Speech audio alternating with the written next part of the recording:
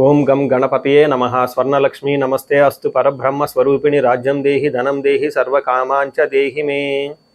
12 రాసుల వారికి లక్ష్మి స్వర్ణలక్ష్మి అమ్మవారి యొక్క కృపా కటాక్షం వలన ప్రతి ఒక్కళ్ళకి ఆత్మజ్ఞానం కలిగి ఉండాలి. తద్వారా ప్రతి నిమిషం ప్రతి సందర్భంలోనూ సంతోషంగా ఉత్సాహంగా ఉండే విధంగా అమ్మవారికి అందరినీ ఆశీర్వదించాలని, అంతేకాకుండా రాజ్యం దేహి మన అందరికీ మంచి పదవి, ఉన్నతమైన స్థితి, ఒక అధికారం, దర్పం అన్ని కలిగించాలని, దానితో పాటు స్వర్ణలక్ష్మి అమ్మవారు ప్రతి ఒక్కరికి ధన ప్రవాహాన్ని కలిగించాలని, ఫైనల్గా సర్వకామాంచ దేహిమే మనం అనుకున్న ప్రతి కోరిక కూడాను ఇమ్మీడియట్గా తక్షణమే అమ్మవారు మనకి నెరవేర్చాలని చెప్పేసి అమ్మవారు ప్రార్థన చేస్తూ, గణపతిని కూడా మనం చేసే ప్రతి దానిలోని మనకి బుద్ధి సిద్ధి, చక్కటి విజయాన్ని, ఒక మంచి వివేకాన్ని కలిగించాలని, సత్ డెసిషన్స్ మంచి నిర్ణయాలు తీసుకునే విధంగా మనకి గణపతి మనకు కృప ఉండాలని చెప్పేసి ప్రార్థన చేస్తూ, మనం ఈరోజు టాపిక్ చూసుకుంటే సూర్యుడు వృషభ రాశి నుంచి మిథున రాశిలోకి మారుతూ ఉన్నారు. దీనిని మనకి మిథున సంక్రమణ అంటారు. అంటే ఇది 12 రోజులు ఉంటుంది ఈ సంక్రమణ. మనకి మకర సంక్రమణ, మకర రాశి ఎలానో ప్రతి నెల ఒక్కొక్క సంక్రమణ వస్తుంది. ఇప్పుడు రాబోయే సంక్రమణ మిథున సంక్రమణ అంటారు. ఇది 30 రోజులు ఉంటుంది. 15వ తారీఖు జూన్ నుంచి జూలై 15 వరకు ఉంటుంది. ఈ 15 రోజులు సూర్యుడు మిథున రాశిలో ఉండటం వలన ఏం జరుగుతుంది 12 రాశుల వారికి అని తెలుసుకున్నాం. అయితే ముఖ్యంగా సూర్యుడు మారటం వల్ల సూర్యుడు ఎలాంటి విషయాల్లో మనకి ప్రభావాన్ని చూపిస్తాడని తెలుసుకుందాం. సూర్యుడు వచ్చేటప్పటికి ముఖ్యంగా 8 రకాలైన అంశాలపైన ప్రభావాన్ని చూపుతూ ఉంటారు. ఒకటి అందరూ బాగా గుర్తుపెట్టుకోవాల్సింది ఏంటంటే సూర్యుడు ఆత్మకారక అంటారు. అంటే మనకి సెల్ఫ్ కాన్ఫిడెన్స్, మనకు కావాలన్న స్ట్రెంగ్త్, సోల్, ఆత్మబలం ఉండాలి, కానీ సూర్యుడు చక్కగా ఉండాలి. కాబట్టి సూర్యుడు ఆత్మకారకుడు. అలానే రాజ్యకారకుడు, ఒక పదవి రావాలన్నా, గవర్నమెంట్ అథారిటీ, అడ్మినిస్ట్రేషన్ పవర్, వీటన్నీ రావాలన్నా కానీ సూర్యుడు మనకి స్ట్రాంగ్గా ఉండాలి. అలానే పితృకారకుడు, father related elders, mentors, boss, వీళ్ళందరినీ కూడా మనకి సూర్యుడే రిప్రజెంటేషన్ చేస్తూ ఉంటారు. యశస్సు, కీర్తి ప్రతిష్టలు, గుర్తింపు, కొంతమందికి గుర్తింపు ఉంటుంది ఏ పని చేసినా, కొంతమందికి ఏ పని చేసినా గుర్తింపు అనేది ఉండదు. ఈ గుర్తింపు లేకపోవడం కూడా కారణం కూడా సూర్యుడు వాళ్ళ జాతకంలో సరిగ్గా లేకపోవడం అని గమనించుకోవాలి. పదవి, అధికారం అంటే మీకు ఒక స్టేటస్, అంటే ఒక లేబుల్, మేనేజర్ నుంచి హైయర్ మేనేజర్, వైస్ ప్రెసిడెంట్, ఇలా ఒక్కొక్క లెవెల్ బై లెవెల్ ఎదుగుతూ ఉంటారు. అలాంటి పదవి, పొజిషన్ మీకు రావడానికి కూడా కారణం సూర్యుడు అని తెలుసుకోవాలి. అంతేకాకుండా అధికారం, పవర్, లీడర్షిప్, కమాండింగ్ పవర్, మీరు ఒక పని చెప్తే ఎదుటి వాళ్ళు చేయగల సామర్థ్యం అంతా కూడాను సూర్యుడు మెట్టే మీ జాతకంలో డిసైడ్ అవుతూ ఉంటుంది. తేజస్సు, ఆరోగ్యం, మంచి గ్లోరీ ఉంటుంది, మీకు ఎనర్జీ ఉండాలి, బ్రిలియన్స్, చాలా చక్కగా మీ ఫేస్ అంతా ఎప్పుడు కళగా ఉత్సాహంగా ఉండాలి, దానికి కూడా కారకుడు సూర్యుడు.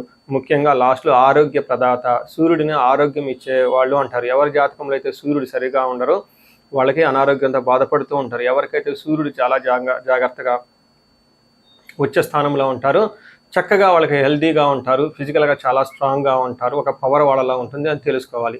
ఇలా 8 రకాలైన ముఖ్యమైన కారకాలు ప్రతి ఒక్కళ్ళ జీవితంలో సూర్యుడు అనేది ప్రభావాన్ని చూపిస్తూ ఉంటారు. అయితే ఈ సూర్యుడు మిథున రాశిలో ఉండటం వల్ల ఇందాక వరకు మనం చెప్పుకున్న విషయాల్లో కొందరికి అనుకూలంగా ఉంటుంది, కొందరికి ప్రతికూలంగా ఉంటుంది. ఏ రాశుల వాళ్ళకి అనుకూలంగా ఉంటుంది, ఏ రాశుల వాళ్ళకి ప్రతికూలంగా ఉంటుందో మనం చూద్దాం. వృశ్చిక రాశి వాళ్ళు ఈ 30 days చాలా జాగ్రత్తగా ఉండాలి. ముఖ్యంగా జూన్ 15 నుంచి జూన్ 25 వరకు ఉన్న 10 రోజులు ఏదైతే ఉందో కొంచెం చాలా కేర్ఫుల్గా, అటెన్షన్గా ఉండటం చాలా ఇంపార్టెంట్. ఎందుకంటే సూర్యుడు 8వ స్థానంలో ఉండటం అంత మంచిది కాదు. అటు సూర్యుడు 8వ స్థానాన్ని కొంచెం అన్ఎక్స్పెక్టెడ్గా చేంజెస్ ఉండే అవకాశం ఎక్కువగా ఉంటుంది. మీరు ఏదో ఎక్స్పెక్ట్ చేస్తుంటే అన్ఎక్స్పెక్టెడ్గా పరిస్థితులు తలకిందులయ్యే అవకాశం ఉంటుంది. మీ ప్లానింగ్ కానివ్వండి, మీ ఆలోచన కానివ్వండి, మీ మీటింగులు, మీ యొక్క కీర్తి ప్రతిష్టలకి భంగం కలిగే విధంగా చాలా పనులు జరిగే అవకాశం ఉంటుంది. ఏదికంటే కానీ మీరు అనుకోని విధంగా అన్ప్లానెడ్గా జరిగే అవకాశం ఉంటుంది.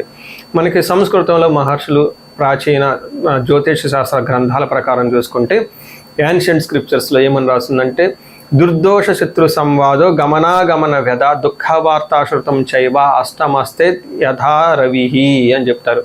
అంటే 8వ స్థానంలో సూర్యుడు ఉండటం వల్ల ఏమవుతుంది, దుర్దోష, మీకు చెడు ఉద్దేశం వచ్చేస్తుంది, వేరే వాళ్ళని ఇబ్బందులు పెట్టాలి చేయటం వల్ల ఏదేదో మీకు అవసరం ఉన్నా లేకపోయినా కొన్ని పనులు చేసి తద్వారా మీరు పశ్చాత్తాపానికి గురే అవకాశం ఎక్కువగా ఉంటుంది. శత్రు సంవాదం, మీరంతా మీరే శత్రువు దగ్గరికి వెళ్ళి వాళ్ళతో గొడవలు పెట్టుకునే అవకాశం ఎక్కువగా ఉంటుంది. గమనించండి, ఒక సేయింగ్ విలేజెస్లో చెప్తూ ఉంటారు, మంచిని పావలా పెట్టి కొనుక్కోవాలి, చెడుని ముప్పావలా పెట్టి వదిలించుకోవాలి అని చెప్తారు. అందుకని చెడ్డవాళ్ళ దగ్గరికి మీరు వదిలించుకోవాలి. లేదంటే మీరు కావాలని వాళ్ళ దగ్గరికి వెళ్తే వాళ్ళు మీతో గొడవలు పెట్టుకొని మిమ్మల్ని కీర్తి ప్రతిష్టలు భంగం చేసే అవకాశం ఎక్కువగా ఉంటుంది. దుష్టుడికి దూరంగా ఉంటారు కాబట్టి దూరంగా ఉండండి. కొన్నిసార్లు చెడు ఉద్దేశం వాళ్ళ మనసులో పెట్టుకొని మంచిగా నటిస్తూ మిమ్మల్ని కావాలని మీ యొక్క ఇన్ఫర్మేషన్ తీసుకొని మీ దగ్గర ఉన్న ఇన్ఫర్మేషన్ సీక్రెట్స్ అని లాక్కొని బయటికి వెళ్ళిపోయి వాళ్ళు బహిర్గతం చేసి మిమ్మల్ని అడ్వాంటేజ్గా తీసుకునే అవకాశం ఎక్కువగా ఉంటుంది. మీ వీక్నెస్ని ఎదుటి వాళ్ళు ఎన్కాష్మెంట్ చేసుకునే అవకాశం కూడా ఎక్కువగా ఉంటుంది ఈ టైంలో. ముఖ్యంగా ఈ సెల్ ఫోన్లు, మెసేజ్లు అవి ఇవి సర్క్యులేట్ చేసేటప్పుడు చాలా జాగ్రత్తగా ఉండాలి. వాళ్ళకి ఆల్టరేషన్ చేసేసి రకరకాలుగా మీకు ఏమంటారు అవి ఫాల్స్ ప్రోపగాండా చేసే అవకాశం ఎక్కువగా ఉంటుందని గమనించుకోవాలి. అంతేకాకుండా దుఃఖ వార్త శృతం చైవ, మీకు ఇబ్బంది కలిగే ఒక వార్త వినే అవకాశం ఎక్కువగా ఉంటుంది.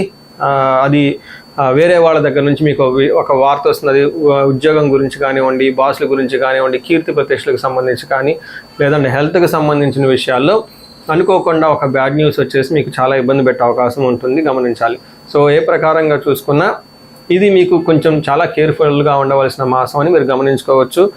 దీనితో పాటుగా మీరు ధనాన్ని కూడా కోల్పోయే అవకాశం ఎక్కువగా ఉంటుంది. వేరే కుటుంబంలో గొడవలు వచ్చేస్తుంటుంది. భయపడే సిచ్యువేషన్లు, పరిస్థితులు మీ చుట్టూ ఉంటాయని గమనించుకోవాలి. ఈ రాశి వాళ్ళు చాలా ఎక్కువగా పరిహారాలు చేసుకోవడం చాలా చాలా ఇంపార్టెంట్.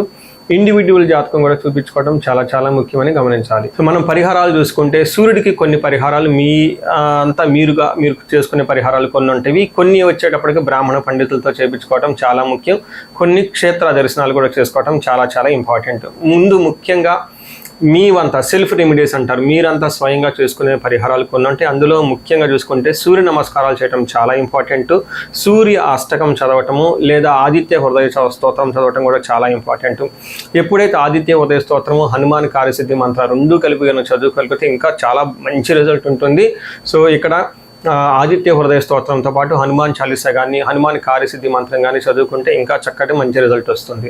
సో ఇవన్నీ మీరు చేసుకునే మీ వరకు మీరు చేసుకోవచ్చు. ఇంకా టెంపుల్స్కి వెళ్ళేసి అక్కడ నవగ్రహాల చుట్టూ తిరిగి గోధుమలు కనుక దానం చేయగలిగితే, సద్బ్రాహ్మణులకి సత్పురుషులకి చేయగలిగితే ఇంకా మీకు చక్కటి మంచి రిజల్ట్ వస్తుందని గమనించుకోవాలి. సో అది మీ వరకు చేసుకోగలుగుతారు. మీ ద్వారా కాకుండా కొన్ని సమస్య తీవ్రంగా ఉంటే పండితులను కలిసి లేదంటే మా ద్వారా అపాయింట్మెంట్ తీసుకొని జాతక చక్రం కూడా చేయించుకోవడం చాలా ఉత్తమం. ఇందులో ముఖ్యంగా సూర్యుడికి సంపూర్ణమైన శాంతులు చేయాల్సి ఉంటుంది. గ్రహ శాంతి అంటారు. ఈ గ్రహ శాంతిలో సూర్యుడికి జపాలు, దానాలు, తర్పణాలు, హోమాలు ఇవన్నీ చేస్తూ ఉండాలి. వీటితో పాటుగా ఇంకా మీ యొక్క ఇండివిజువల్ జాతకం చూపించుకోవడం చాలా చాలా ముఖ్యం. ఎవరికైతే మీ యొక్క ఇండివిజువల్ లైఫ్లో మీకు ఏజ్ 35 to 45 మధ్యలో ఉండి 40 years +or- ఉన్న వాళ్ళకి ఎక్కడైనా మీకు లైఫ్ స్టాగ్నేటెడ్గా అనిపించింది, అప్పటిదాకా సక్సెస్ఫుల్ ట్రాక్ రికార్డు ఉండి ఇక్కడ ఎందుకో ఆగిపోయారు, గ్రోత్ లేదని మీకు అనిపిస్తే ఒక్కసారి కాల్ చేసి అపాయింట్మెంట్ తీసుకోండి. మీ జాతకం చెక్ చేసుకోండి. నేను 35 to 45 ఏజ్ గ్రూప్ రీసెర్చ్ గ్రూప్గా చేస్తూ ఉన్నాను. చాలామంది పీపుల్ మిడ్ లైఫ్ క్రైసిస్ అని చెప్పేసి ఇక్కడ ఆగిపోతూ ఉంటారు. చాలామందికి డైవర్స్లు అవుతూ ఉంటుంది, సడన్గా కెరీర్లో బ్రేక్ వస్తూ ఉంటుంది. సో ఈ మిడ్ లైఫ్ క్రైసిస్ని మన ఆస్ట్రాలజీ, వేదిక్ ఆస్ట్రాలజీ ఎలా డీల్ చేస్తుంది, దాంట్లో ఏమేమి ఉంటాయి అని చెప్పి తెలుసుకోవచ్చు. ముఖ్యంగా జ్యోతిష శాస్త్రం ప్రకారం గ్రహ శాంతులు అని ఉంటాయి, గ్రహ దోషాలు అని ఉంటుంది. మీ యొక్క అంతర్దశలు దశలు తెలుసుకొని వీటిల్లో ఏదైనా ఒక గ్రహం దోషం ఉండటం అయితే మీరు స్టాగ్నెంటెడ్ అయిపోతారు. దాన్ని ఎలా బయటకు రావాలని పరిహారాలు తెలుసుకోవాలి. వీటితో పాటుగా మీకు ఏమైనా శాపాలు ఉంటే, పితృశాపం, కాలసర్ప దోషము, ఇలా మాతృశాపం, స్త్రీ శాపం, ఏమైనా యాక్టివ్గా శాపాలు ఉన్నాయా, ఈ శాపాలు ఉండటం వల్ల కూడాను మీరు లైఫ్లో గ్రోత్ లేకుండా ఆగిపోయే అవకాశం ఉంటుంది. సో ఎవరికైనా సరే ఎలాంటి ప్రాబ్లం ఉన్నా, ధనానికి ఇబ్బంది పడిపోతూ ఉంటే స్వర్ణలక్ష్మి విశేష హోమం చేయించుకోండి. మీకు వీసా స్టాంపింగ్, H1B, లైక్ ఎక్కడన్నా ఏమంటారు ఉద్యోగంలో ఎక్కడన్నా బ్రేకులు వచ్చి ఆగిపోతూ ఉన్నా, లేదంటే ఫైనల్ రౌండ్ దాకా వచ్చే మధ్యలో ఎక్కడన్నా ఆగిపోయినా కానీ మీకు ఇలాంటి వాళ్ళకు కూడాను మన్యు పాశుపత అభిషేకము, రుద్రాభిషేకం చేయించుకోవడం చాలా చాలా ఇంపార్టెంట్. భార్యాభర్తల మధ్య గొడవలకు అన్యోన్య దాంపత్య పాశుపతం చేయించుకోవటం. ఎవరికైనా సర్పాలు, కాలసర్ప దోషాలు, మహాకాలసర్ప దోషాలు అంటే కాలసర్పదోష నివారణ పూజలు, పితృదోష నివారణ పూజలు మీ యొక్క జాతకం చూసుకొని ఇవన్నీ చేసుకోవటం వల్ల జీవితంలో 10 రెట్లు ఖచ్చితంగా వెళ్ళే అవకాశం ఎక్కువగా ఉంటుందని గమనించుకోవాలి. మీ అందరికీ అష్టైశ్వర్యాలు కలగాలని, భోగభాగ్యాలు కలగాలని చెప్పేసి కోరుకుంటున్నాను. నమస్తే.